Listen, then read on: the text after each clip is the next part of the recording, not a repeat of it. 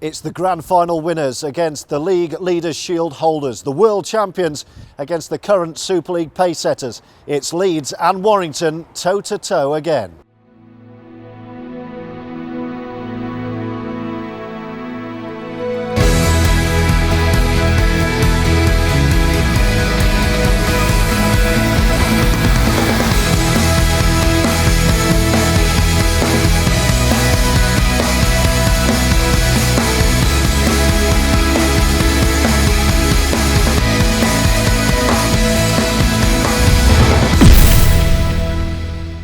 Welcome to Super League Touchline Rugby League's weekly magazine show.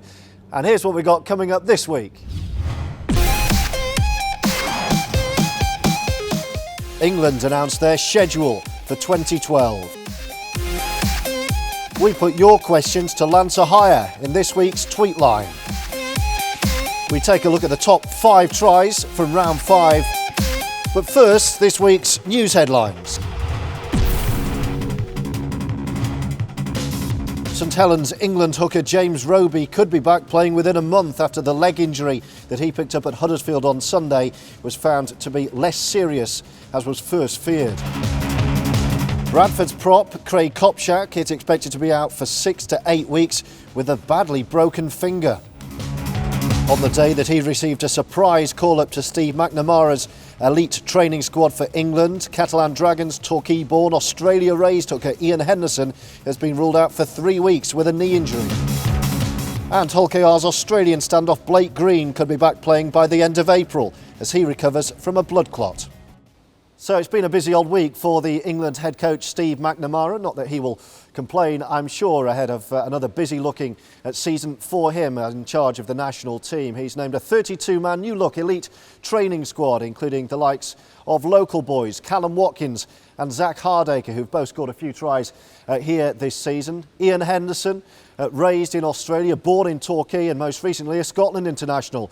He ends up in the squad as well. And Gareth Hock is back after a drugs ban. It's a 32-man England squad which will gear up to the end of season games. There's 2 Exiles games throughout the year and then the 3 Nations at the end of the season involving Wales and France.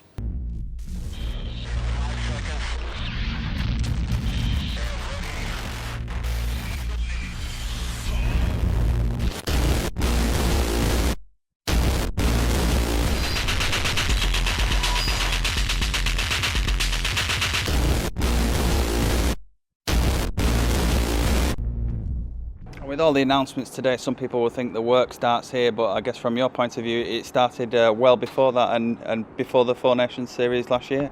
Yeah, without doubt, and it started, with a really tough tour of Australia and New Zealand, in terms of myself taking charge of the group, and that was a fantastic experience for everybody involved within that group. And then going into last year's 4 Nations, which we probably took as a standalone competition. We really wanted to do well and succeed in that competition, and I think we did well. We didn't quite succeed, we just fell a little bit short. But I think the real focus now does turn to the World Cup. So regardless of the programme this year, which is an important year for us, we're really looking at it as a 2-year programme now. And looking back on last year, how would you sum up the 4 Nations series and the way England went in that tournament? I think it was exciting for everybody involved. I think the whole feel of the Rugby League community, I think got behind the England Rugby League team. I think probably the biggest indication for me was the atmosphere at Ellen Road and the number of white shirts and the amount of involvement from fans from all different clubs in terms of getting behind the England brand. And that comes from the players. The players give off that vibe. The players deserve great credit for the performances and obviously the way they conducted themselves throughout the tournament. And I think that momentum that we've built in that tournament, we need now to push on with that to make sure we go that one step further and actually go and win the World Cup. The end of season tournament, there's no Australia and New Zealand, we all understand that. I think the ideal situation for ourselves personally would have been to play Australia and New Zealand, but that isn't meant to be. So once we knew that was the case, it was the next best possible scenario that we could form, and that was to have a shortened end of season tournament, but obviously with some preparation going into that tournament that we're looking at using for the World Cup. And if we combine that shortened tournament with great preparation, it gives us a clear indication as to what is needed the following year. Ian Henderson's been, probably since he came back playing in the competition here, it was very good for Catalan Dragons last year, and he started the season off outstandingly well this time round. He picked up a little bit of an injury inside the first 10 minutes at the weekend, but I will say there's a lot of very, very good hookers in our competition right now, and Gareth Hawke coming back for his first international stint since 2009, and again the form that he's shown and the way he's continually getting better game by game suggests to me that he's going to be a really good player for us this season, but more importantly towards going into the World Cup. And young Zach Cardicker also promoted from the Knights. That's some story, 2 years ago playing for Featherstone, now is in the elite training squad. Well, we've got a few who've come up through the Knights, and I think that's a great recognition to that Knights programme. We got an opportunity to look at some of these players, Zach included, during the England Knights programme. We saw how the players dealt with what was required at international level, and Zach, along with Josh Charnley and Lee Mossop and Callum Watkins in particular, come up into the elite training squad, and we're very excited to have those players. Zach, on his own, is playing very good rugby league at this moment in time. He's a very smart rugby league player, and again, progressed a lot, but a whole lot more to come from him as well. Yes, fingers crossed for another good year for Steve McNamara and England, and plenty more reaction, by the way, from the England camp later in the week. Now then, it's time for Tweetline, which is easy for me to say. We collect the best questions from you, from Facebook and from Twitter, and this week put them to St Helens, Lancershire.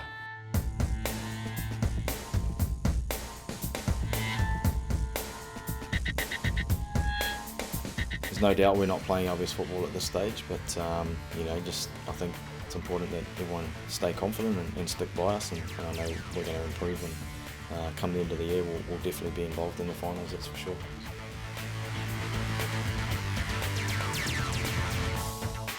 To be honest, you sort of don't really notice it too much from the NRL point of view.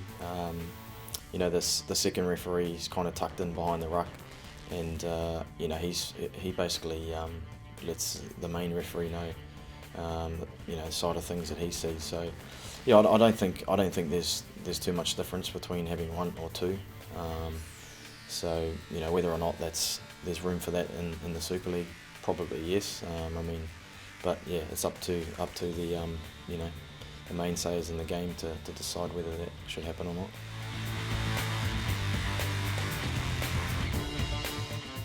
Halfback. That's where I grew up playing, so it's probably where I feel most comfortable.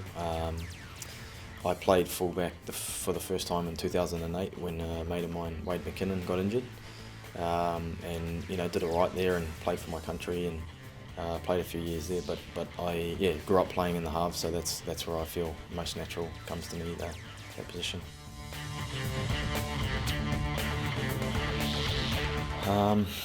Probably split decision between Stacey Jones and Benji Marshall.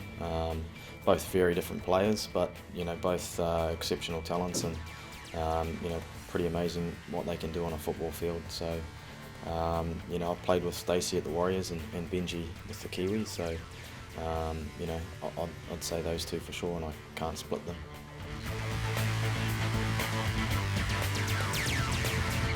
Scrambled would be probably my first option.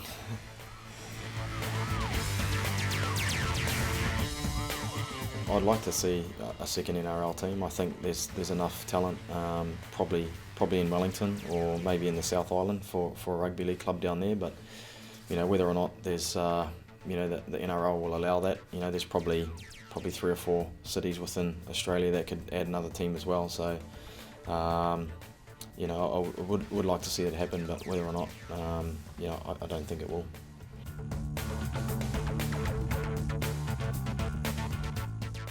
Good effort, Lance. Thank you, and thank you for those questions as well. Keep them coming across Twitter and Facebook.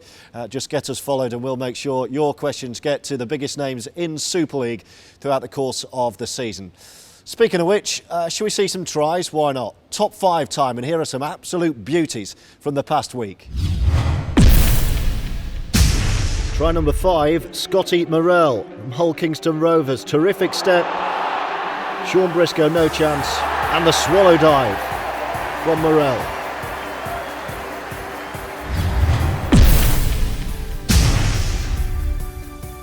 At 4 this week, the pickpocket job from Callum Watkins. I'll have that, thank you. Couple of handoffs and there's only ever going to be one winner. Nice toes from Youngquest, but Watkins was away, and another score in a terrific year.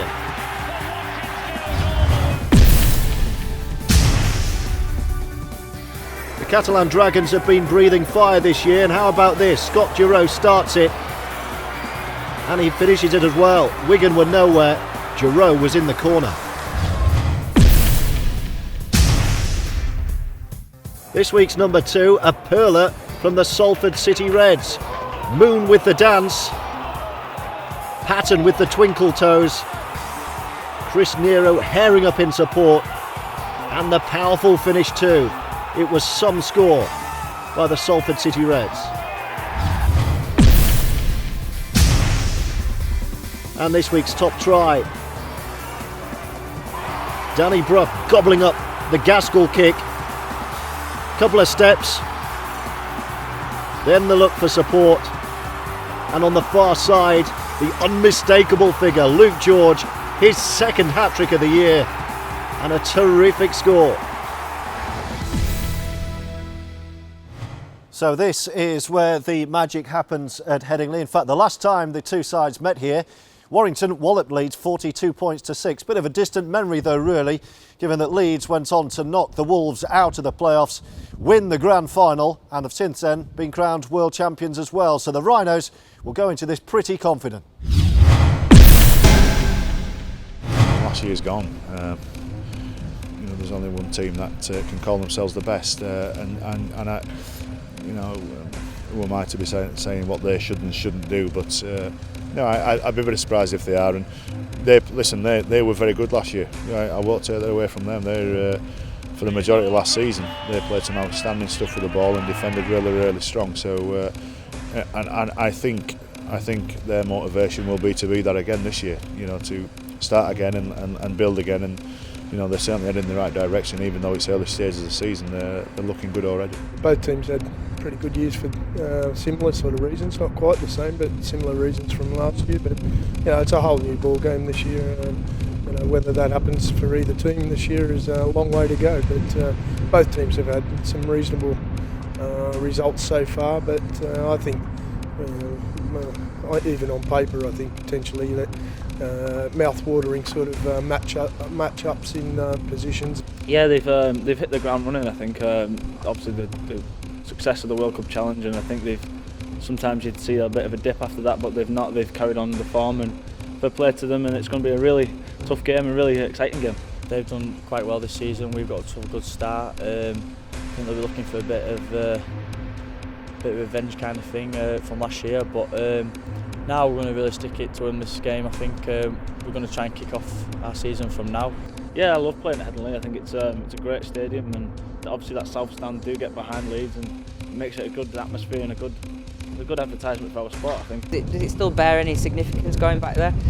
No, not except for the excitement of the atmosphere there is terrific. It's a great venue to play at, and really has got a great atmosphere. It's one of the old style grounds, and it's always a lot of singing and enjoyment involved in the game. So I think everybody looks forward to going to Headingley on a Friday night. Do you enjoy, as a coach, pitting your wits against Tony Smith, who was a former Leeds coach? I coach against their team. I have no motivation to beat Tony and score points or have bragging rights against Tony. I can't pit my wits against Tony because he's got more wits than me. So I used to try and do that as his assistant. I always used to lose. So he's an outstanding coach, Smithy, and a very astute bloke, a very clever bloke. So, but it's not about me and Tony. And it could be about Tony and me. If you ask him, I don't know. But I'm certainly not bothered about beating him. I would just want to beat their team. Right, that's pretty much it this week. In fact, it is it. But make sure you keep watching for your chance to win 2 Super League tickets to a game of your choice. And I'll see you next time.